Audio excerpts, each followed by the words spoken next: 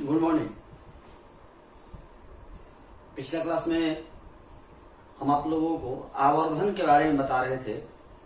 आवर्धन क्या है, आवर्धन से रिलेटेड हमने कुछ आपको पॉइंट बताया था और पिछला क्लास में हमने ये भी आपको बताया कि हम आज के इस वीडियो में प्रकाश के अपवर्तन के बारे में चर्चा करने वाले हैं। प्रकाश का अपवर्तन क्या है, हम लोग उसी पर बात करेंगे। प्रकाश का अपवर्तन,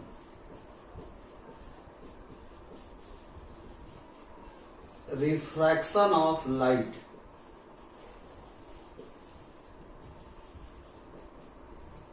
प्रकाश का अपवर्तन, रिफ्रैक्शन ऑफ लाइट। जो लोग गांव पर हैं वो आरा आना चाहें तो आरा आ जाइए अब, क्योंकि अब आरा के सभी कोचिंग जो है बहुत जल्द खुल जाएंगे, तो इसलिए अब आरा आ जाइए। यदि आप आरा नहीं आ रहे हैं तो बेवजह अभी फोन कर करके या बेवजह परेशान ना करें, ठीक है। मैसेज देखिए, टेलीग्राम पर मैसेज देखिए, वीडियो देखिए। तो प्रकाश का अपवर्तन, रिफ्रैक्शन ऑफ लाइट। प्रकाश का अपवर्तन क्या करता है? जब प्रकाश किरण एक माध्यम से दूसरे माध्यम में जाती है तो अपने पथ से विचलित हो जाती है। जब प्रकाश किरण एक माध्यम से दूसरे माध्यम में जाती है तो अपने पथ से विचलित हो जाती है। अर्थात प्रकाश किरण जब एक माध्यम से दूसरे माध्यम में जाती है तो माध्यम में परिवर्तन के साथ ही अपने पथ से विचलित हो जाती है। यह प्रकाशीय घटना ही प्रकाश का अपवर्तन कहलाता है। जब प्रकाश किरण एक माध्यम से दूसरे माध्यम में जाती है तो माध्यम में परिवर्तन के साथ ही अपने पथ से विचलित हो जाती है। इसी घटना को प्रकाश का अपवर्तन कहते हैं। माध्यम में परिवर्तन के साथ ही प्रकाश किरण अपने पथ से विचलित हो जाती है। इसी घटना को प्रकाश का अपवर्तन कहा जाता है। माध्यम में परिवर्तन के साथ ही प्रकाश किरण अपने पथ से विचलित हो जाती है। इसी घटना को प्रकाश का अपवर्तन कहा जाता है।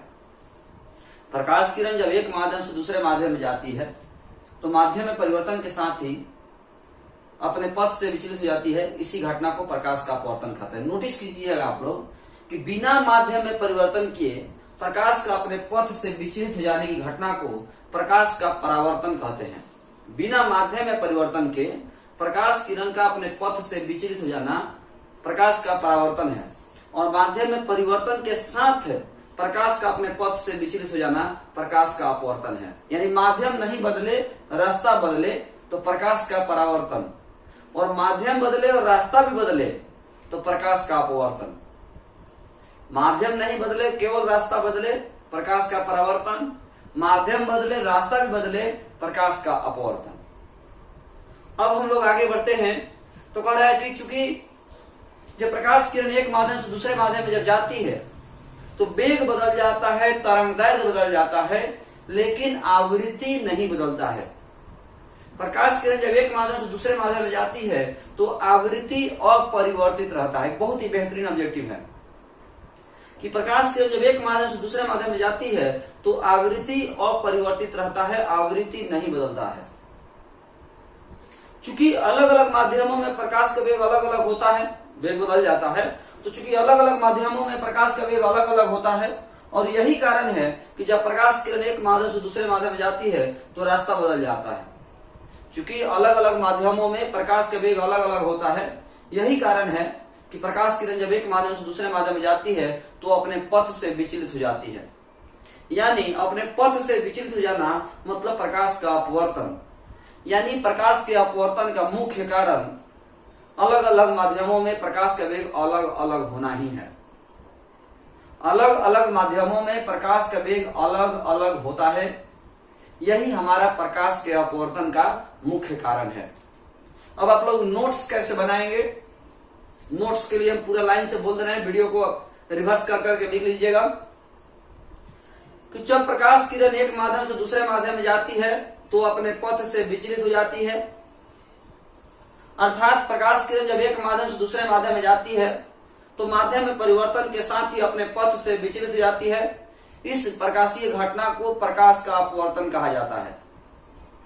जब प्रकाश किरण एक माध्यम से दूसरे माध्यम में जाती है तो प्रकाश के वेग, तरंगदैर्घ्य आदि में परिवर्तन होता है।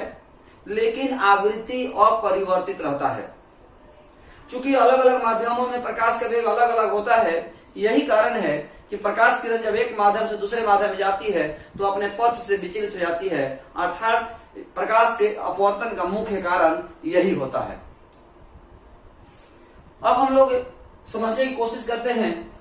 आप लोग भी जानते होंगे कि प्रकाश किरण जब सघन माध्यम से विरल माध्यम में जाती है तो अभिलंब से दूर भागती है। प्रकाश किरण जब सघन माध्यम से विरल माध्यम में जाती है तो अभिलंब से दूर भागती है, और अभिलंब से दूर भागेगी तो r का मान I से बड़ा होगा। नोट नंबर 1 हम इसको नोट में लिखेंगे कि प्रकाश किरण जब सघन माध्यम से विरल माध्यम में जाती है तो अभिलंब से दूर भागती है, मतलब r greater than I। r greater than I। Note number 2 में लिखेंगे कि प्रकाश किरण जब विरल माध्यम से सघन माध्यम में जाती है तो अभिलंब की ओर मुड़ जाती है। प्रकाश किरण जब विरल माध्यम से सघन माध्यम में जाती है तो अभिलंब की ओर मुड़ जाती है, और जब अभिलंब की ओर मुड़ जाएगी तो r लेस देन I होता है। प्रकाश किरण जब विरल माध्यम से सघन माध्यम में जाती है तो अभिलंब की ओर मुड़ जाती है।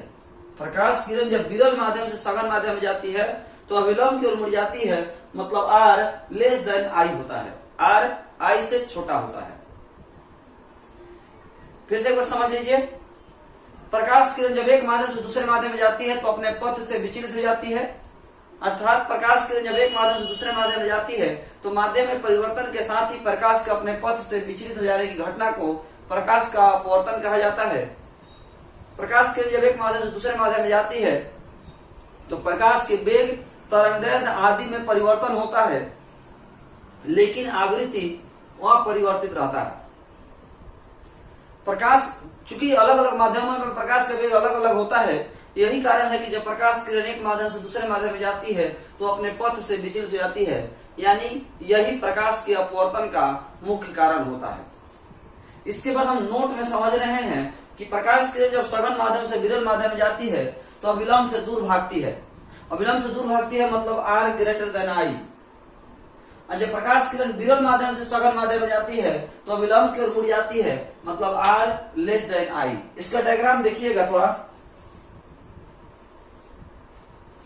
ये मान लीजिए सघन माध्यम है और ये विरल माध्यम है। ये हमारा अपवर्तक सतह है, जो दो माध्यमों को अलग करता है उसको अपवर्तक सतह कहते हैं। जो दो माध्यमों को अलग करता है उसको अपवर्तक सतह कहते हैं। यह अपवर्तक सतह है। जो दो माध्यमों को अलग करता है उसको अपवर्तक सतह कहते हैं।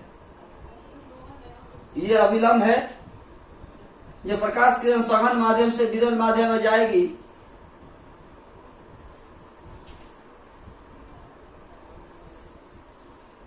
प्रकाश किरण जब विरल माध्यम से सघन माध्यम में जाएगी तो अभिलंब से दूर भागती है। यह है आपतित किरण, यह है हमारा आपतन कोण I, यह है अपवर्तित किरण, यह है हमारा अपवर्तन कोण R।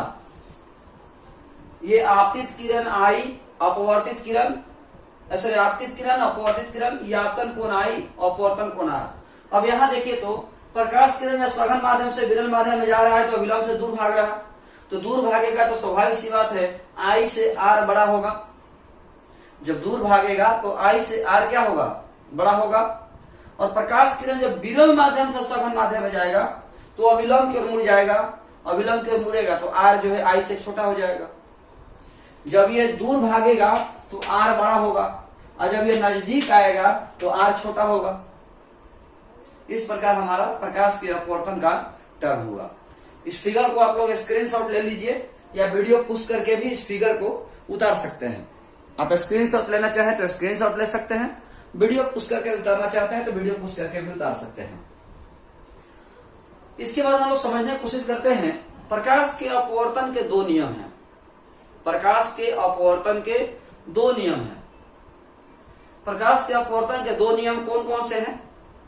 तो पहला है आपतित किरण, अपवर्तित किरण और आपतन बिंदु पर अभिलंब तीनों एक ही तल में होते हैं। आप लोग भी जानते होंगे। आपतित किरण अपवर्तित किरण और आपतन बिंदु पर अभिलंब तीनों एक ही तल में होते हैं। आपतित किरण, अपवर्तित किरण और आपतन बिंदु पर अभिलंब तीनों एक ही तल में होते हैं।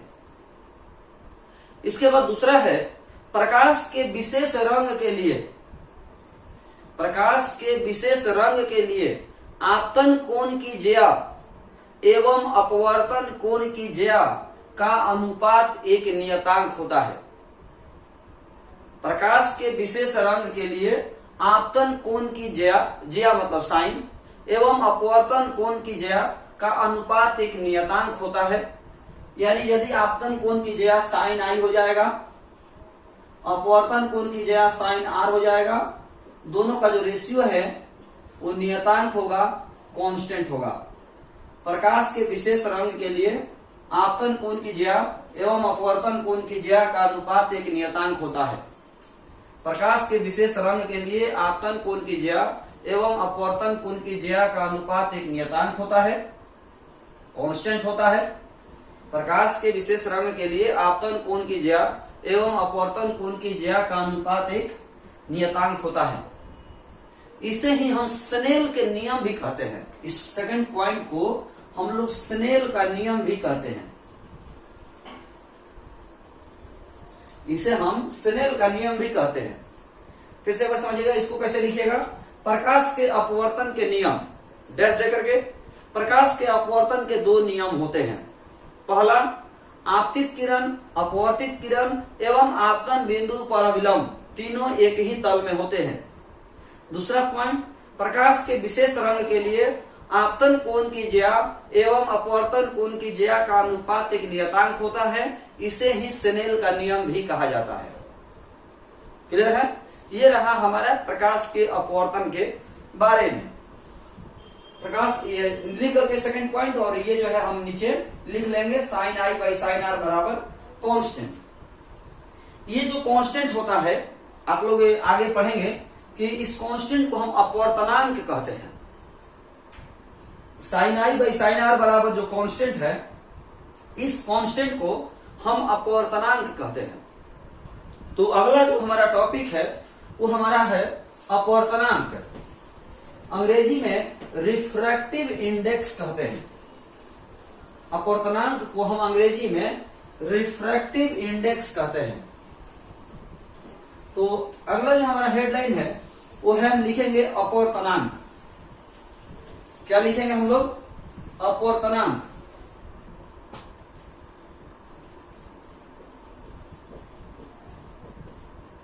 अपवर्तनांक, रिफ्रैक्टिव इंडेक्स। ये जो आपका टॉपिक है, इस टॉपिक से ऑब्जेक्टिव पूछने की संभावना अधिक होती है। ये जो टॉपिक देख रहे हो अपवर्तनांक, इस टॉपिक से ऑब्जेक्टिव पूछने की संभावना बहुत अधिक होती है। और खास बात यह है कि इस टॉपिक से आपको एयरफोर्स नेवी, ये पॉलिटेक्निक, जो भी छोटे छोटे लेवल के एग्जाम है, इसमें आपके सवाल जरूर मिलेंगे। जो भी पॉलिटेक्निक हुआ, एयरफोर्स का एग्जाम हुआ, नेवी का हुआ, रेलवे का हुआ, ये सब जो भी छोटे लेवल के एग्जाम है, इस छोटे लेवल के एग्जाम में इस टॉपिक से 1-2 नंबर का क्वेश्चन जरूर रहता है। तो अपवर्तनांक क्या है? तो कहता है कि शून्य में प्रकाश की चाल, शून्य मतलब निर्वात, शून्य मतलब निर्वात। तो शून्य में प्रकाश की चाल एवं माध्यम में प्रकाश की चाल के अनुपात को उस माध्यम का अपवर्तनांक कहते हैं जिस माध्यम में आप प्रकाश की चाल की बात कर रहे थे। याद रखिएगा, माध्यम। शून्य में प्रकाश की चाल, पहले तो हम लोग समझने की कोशिश करेंगे। शून्य में प्रकाश की चाल, शून्य मतलब निर्वात हुआ। शून्य में प्रकाश की चाल एवं माध्यम में प्रकाश की चाल, शून्य में प्रकाश की चाल एवं माध्यम में प्रकाश की चाल के अनुपात को इस माध्यम का अपवर्तनांक कहते हैं। बहादुर, इसी माध्यम का अपवर्तनांक कहते हैं। शून्य में प्रकाश की चाल एवं माध्यम में प्रकाश की चाल के अनुपात को माध्यम का अपवर्तनांक कहते हैं। क्या मतलब हुआ, इसको यहाँ पर समझिए। शून्य में प्रकाश की चाल एवं जल में प्रकाश की चाल, जल का अपवर्तनांक है। शून्य में प्रकाश की चाल एवं कांच में प्रकाश की चाल, कांच का अपवर्तनांक होगा। क्लियर है?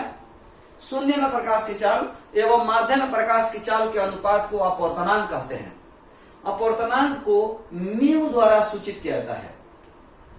अपवर्तनांक को म्यू द्वारा सूचित किया जाता है। म्यू, अपवर्तनांक को म्यू द्वारा सूचित किया जाता है। शून्य में प्रकाश की चाल एवं माध्यम में प्रकाश की चाल के अनुपात को अपवर्तनांक कहते हैं। अपवर्तनांक को म्यू द्वारा सूचित किया जाता है। अपवर्तनांक देखिए, ऊपर भी चाल है, नीचे भी चाल है। ऊपर भी चाल है, नीचे भी चाल है। तो ऊपर भी चाल, नीचे भी चाल, यानी अपवर्तनांक का कोई मात्रक नहीं होता है। अपवर्तनांक एकमात्र संख्या होता है। अपवर्तनांक का कोई मात्रक नहीं होता है, यह एकमात्र संख्या होता है। अभी तक आप इसको कैसे लिखिएगा? अपवर्तनांक रिफ्रैक्टिव इंडेक्स लिखकर डैश देंगे। नीचे लिखेंगे हम शून्य में प्रकाश की चाल एवं माध्यम में प्रकाश की चाल के अनुपात को उस माध्यम का अपवर्तनांक कहा जाता है। इसे म्यू द्वारा सूचित किया जाता है। अपवर्तनांक का कोई मात्रक एवं बीमा नहीं होता है, यह एकमात्र संख्या होता है। नीचे हम सूत्र लिखेंगे, शून्य में प्रकाश की चाल बटा माध्यम में प्रकाश की चाल बराबर अपवर्तनांक। शून्य प्रकाश की चाल को हम सी से सूचित करते हैं, माध्यम प्रकाश की चाल को भी से सूचित करेंगे और अपवर्तनांक को म्यू से सूचित करेंगे। तो म्यू बराबर सी बाई भी, शून्य प्रकाश की चाल बटा माध्यम प्रकाश की चाल। इसको थोड़ा सा अच्छा से लिखिएगा तो इसको ए लिख सकते हैं, इसको एम लिख सकते हैं। ए से एयर हुआ शून्य निर्वात, और एम से मीडियम हुआ शून्य में प्रकाश की चाल, माध्यम में प्रकाश की चाल, मीडियम में प्रकाश की चाल। एयर में प्रकाश की चाल, मीडियम में प्रकाश की चाल। एयर में प्रकाश की चाल, मीडियम में प्रकाश की चाल, सी बाई भी। इस वर्ड को जरूर ध्यान रखिएगा। एयर में प्रकाश की चाल, मीडियम में प्रकाश की चाल। एयर में प्रकाश की चाल, मीडियम में प्रकाश की चाल। ये रहा हमारा टर्म। अब हम लोग अपवर्तनांक से रिलेटेड कुछ नोट, कुछ पॉइंट जानेंगे। लगभग 8-10 पॉइंट है अपवर्तनांक से रिलेटेड। सबसे पहला पॉइंट यह है कि वायु का अपवर्तनांक सबसे कम 1 होता है। वायु का अपवर्तनांक सबसे कम 1 होता है, यानी अपवर्तनांक का मान 1 से कम होता ही नहीं। न्यूनतम अपवर्तनांक 1 होता है। वायु का अपवर्तनांक सबसे कम 1 होता है। हीरा का अपवर्तनांक सबसे अधिक 2.4 होता है। वायु का अपवर्तनांक सबसे कम 1 होता है। हीरा का अपवर्तनांक सबसे अधिक 2.4 होता है। वायु का अपवर्तनांक सबसे कम 1 होता है। हीरा का अपवर्तनांक सबसे अधिक 2.4 होता है। पहला पॉइंट, वायु का अपवर्तनांक सबसे कम 1 होता है। दूसरा पॉइंट, हीरा का अपवर्तनांक सबसे अधिक 2.4 होता है।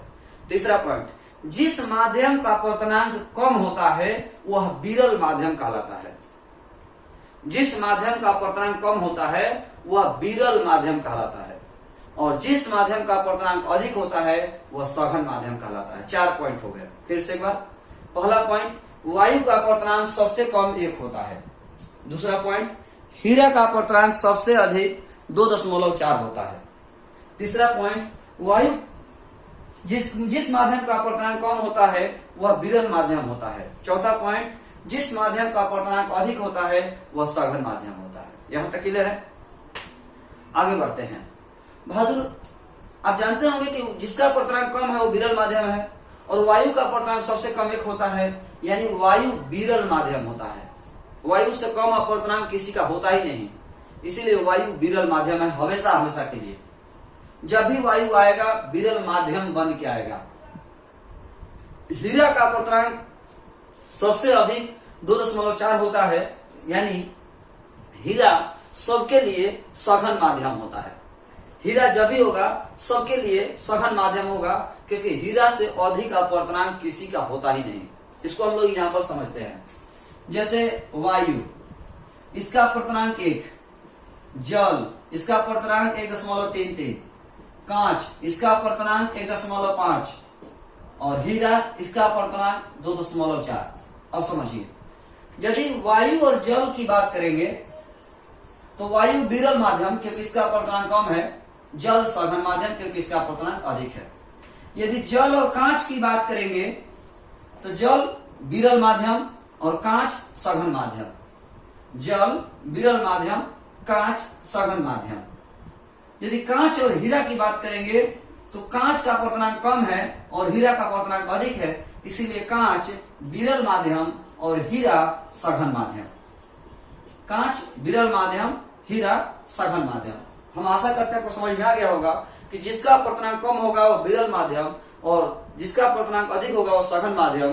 चूंकि वायु से कम किसी का नहीं होता, इसीलिए वायु हमेशा विरल माध्यम होता है और हीरा से अधिक किसी का नहीं होता, इसलिए हीरा सघन माध्यम होता है। तो अभी तक हम 6 पॉइंट बताए, उसको फिर से समझिए।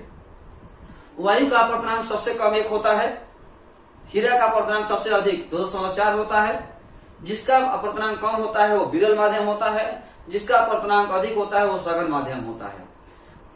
वायु विरल माध्यम होता है, हीरा सघन माध्यम होता है। क्लियर है? क्लियर है? चलिए आगे हम लोग बढ़ते हैं। आप शायद जानते होंगे कि सघन माध्यम में जब जाएगा, घना जब होगा तो उसमें रफ्तार कम हो जाएगा, और जब कोई विरल माध्यम प्रवेश करेगा, खुला जगह रहेगा, तो उसमें रफ्तार अधिक हो जाएगा। चाहे आप बाइक से जाइए, पैदल जाइए, किसी की तरफ से जाइए, यदि आप भीड़ भाड़ इलाके से जाइएगा तो आपका रफ्तार कम हो जाएगा। घना आबादी रहेगा तो उसमें आपका रफ्तार कम हो जाएगा, और यदि आबादी कम होगा, पूरा खुला जगह रहेगा, तो आपका रफ्तार ज्यादा हो जाएगा। तो सघन माध्यम में वेग कम हो जाता है, विरल माध्यम में वेग अधिक हो जाता है। सघन माध्यम में वेग कम हो जाता है, विरल माध्यम में वेग अधिक हो जाता है। सघन माध्यम में वेग कम हो जाता है, विरल माध्यम में वेग अधिक हो जाता है। क्लियर है? चलिए अभी हम लोग फिर से आप लोग जो भी उतारना चाहेंगे नोट कॉपी उतारिएगा। तो अपवर्तनांक परिभाषा लिख करके, शून्य प्रकाश की चाल एवं माध्यम प्रकाश की चाल के अनुपात को अपवर्तनांक कहते हैं, माध्यम का अपवर्तनांक कहते हैं। इसे म्यू द्वारा स्पष्ट कहता है। इसका कोई मात्रक और विमान नहीं होता है, यह एक मात्र संख्या होता है। नीचे सूत्र लिख लीजिएगा और ये तीर का चिन्ह मत दीजिएगा। C/V बराबर A म्यू M। A क्या है तो एयर, निर्वात के लिए है, वायु के लिए है। M से मीडियम, माध्यम हुआ। अगले वीडियो में जब हम बात करेंगे तो अपवर्तनांक से रिलेटेड बहुत सारे फॉर्मूला हैं, हम उसकी चर्चा करेंगे। तो आज के इस वीडियो में इतना ही। धन्यवाद।